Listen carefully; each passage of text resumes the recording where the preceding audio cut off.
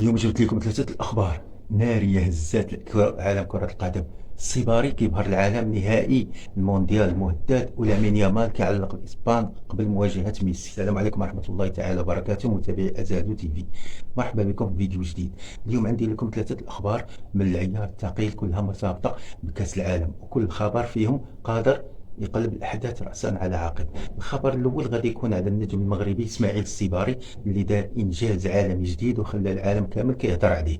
الخبر الثاني غادي ياخذنا الأجواء نهائي كأس العالم المرتقب بين إسبانيا والأرجنتين، ولكن المفاجأة ما كانتش في الحساب، ظروف جوية خطيرة قد تلقي بظلالها على أكبر مباراة في العالم. الخبر الثالث فهو آخر مستجدات حول لامين يامال النجم الإسباني اللي خلق حالة من القلق داخل معسكر إسبانيا قبل أيام قليلة من النهائي. دابا شدوا بلايصكم وخلينا نبداو باول خبر. الخبر الاول كيف قلنا اسماعيل السيباري كيدخل التاريخ وكيحط المغرب وسط كبار العالم بكل فخر. المغرب رجع مرة أخرى كيخطف الأنظار في الساحة الكروية العالمية. ميسا تقول العالمية اختارت الدولي المغربي اسماعيل السيباري ضمن قائمة أبرز المرشحين للفوز بجائزة أفضل لاعب في كأس العالم 2026.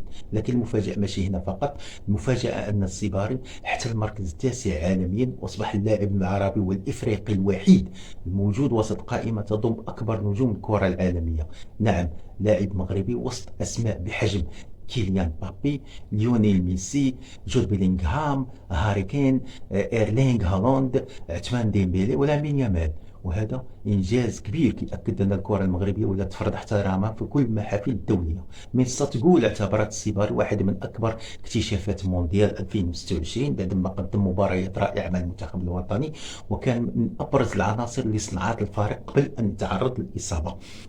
وزاد هذا التألق أهمية بعدما انتقل إلى نادي بايرن ميونخ، واحد من أكبر الأندية الأوروبية، وهو انتقال يؤكد أن مستقبل اللاعب ما زال فيه الكثير. صحيح أن المنافسة على جائزة أفضل لاعب غادي تكون صعبة جدا، لكن مجرد وجود اسم مغربي وسط أفضل 10 لاعبين في العالم في كأس العالم عفوا يعتبر إنجاز تاريخي يستحق الاحتفال. وهذا كيبين أن المغرب ما بقاش فقط منتخب يصنع المفاجآت، بل ولا بلد كيصدر لاعبين قادرين ينافسوا أكبر نجوم الكرة العالمية. الخبر الثاني، نهائي كأس العالم في خطر بسبب الطبيعة. بينما الجماهير العالمية تستعد لمتابعة النهائي المنتظر بين إسبانيا والأرجنتين، خرجت حكومة ولاية نيويورك بتحذير خطير قبل أيام قليلة من المباراة. السبب جودة الهواء ولات غير صحية بسبب الدخان القادم من حرائق الغابات في كندا، واللي وصل حتى لولاية نيويورك والمناطق المجاورة. وزاد على ذلك موجة حرارة قوية مع توقعات بوصول درجة الحرارة إلى حوالي 40 درجة مئوية. الحكومة الأمريكية طلبت من المواطنين يتجنبوا الخروج إلا للضرورة، خصوصا الأطفال، كبار السن والناس اللي كيعانوا من أمراض الجهاز التنفسي. بل أكثر من ذلك تم الإعلان عن توزيع أكثر من 100 ألف كمامة واقية للمناطق المتضررة من تلوث الهواء. المباراة النهائية غادي تقام بمدينة إيست ريديفورد القريبة من نيويورك، ولهذا الجميع بدا كيتساءل واش هذه الظروف الجوية غادي تأثر على اللاعبين، واش الحرارة والدخان غادي ينقصوا من جودة الفرجة، او ربما واش المنظمين غادي يضطروا يتخذوا قرارات استثنائيه. لحد الان ما كاين حتى اعلان رسمي على تاجيل او الغاء النهائي، لكن الساعات المقبله غادي تكون حاسمه، والجميع كينتظر تطورات الوضع. لان نهائي كاس العالم راه ماشي مجرد مباراه، هو حدث كيتفرج فيه العالم كامل، واي تغيير فيه غادي يكون حديث وسائل الاعلام العالميه. الخبر الثالث، واحد القلق كبير داخل اسبانيا بسبب لامين يامال. قبل 3 أيام فقط من النهائي تلقى المنتخب الإسباني خبر أقلق الجماهير كي كنقولوا.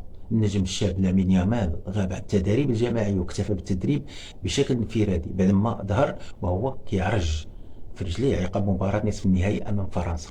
الخبر انتشر بسرعة وبدات التساؤلات، واش لامين يامال تعرض لإصابة خطيرة، واش إسبانيا غادي تخسر أهم لاعب هجومي قبل النهائي.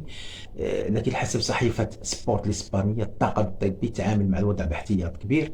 اللاعب كيعاني فقط من انزعاج عضلي خفيف على مستوى الفخذ الأيسر حسب نفس الصحيفة، ولهذا تم وضع برنامج خاص يعتمد على تخفيف الأحمال التدريبية، العلاج، الاستشفاء حتى يكون جاهز للمباراة النهائية.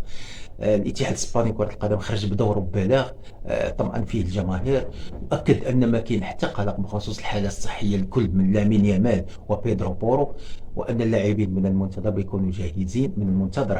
يكونوا جاهزين للمواجهة الحاسمة أمام الأرجنتين. ورغم هذا الاطمئنان كيبقى واحد السؤال: واش غادي يكون لامين يامال في كامل جاهزيته البدنية نهار النهائي؟ لأن أي نقص في اللياقة البدنية أمام منتخب كيقودوا ليونيل ميسي ممكن يكلف اسبانيا غالبا. اذا كانت هذه ابرز 3 اخبار اليوم، خبر كيفرح كل المغاربه بعدما واصل اسماعيل سيباري كتابه التاريخ وفرض اسمه بين كبار نجوم العالم، وخبر كيزيد من اثاره نهائي كأس العالم بعد التحذيرات الجوية اللي خلات الجميع يترقب الساعات القادمة. وأخيرا خبر يخص لامين يامال اللي مازال كيشغل بال الجماهير الإسبانية قبل أهم مباراة في البطولة. والآن الدور ديالكم، شنو هو الخبر اللي يشد انتباهكم أكثر؟ واش هو إنجاز إسماعيل السيباري أم الظروف الصعبة اللي ممكن تأثر على النهائي أم حالة لامين يامال قبل مواجهة الأرجنتين؟ اكتبوا لنا آراءكم في التعليقات، وما تنسوا ديروا لايك للفيديو، اشتركوا في قناة SW TV وتفعلوا الجرس باش توصلكم جميع الأخبار الحصرية أول بأول. إلى لقاء قريب في فيديو جديد، والسلام عليكم ورحمة الله تعالى وبركاته.